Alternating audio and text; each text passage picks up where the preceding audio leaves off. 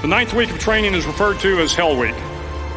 It is 6 days of no sleep, constant physical and mental harassment, and one special day at the Mud Flats. The Mud Flats are an area between San Diego and Tijuana where the water runs off and creates the Tijuana Sloughs, a swampy patch of terrain where the mud will engulf you. It is on Wednesday of Hell Week that you paddle down to the Mud Flats and spend the next 15 hours trying to survive this freezing cold, the howling wind, and the incessant pressure to quit from the instructors. As the sun began to set that Wednesday evening, my training class, having committed some egregious infraction of the rules, was ordered into the mud. The mud consumed each man till there was nothing visible but our heads.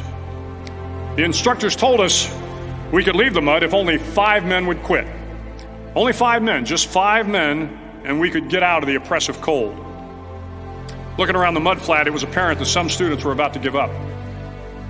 It was still over 8 hours till the sun came up. 8 more hours of bone-chilling cold.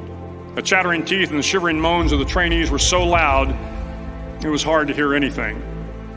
And then one voice began to echo through the night. One voice raised in song.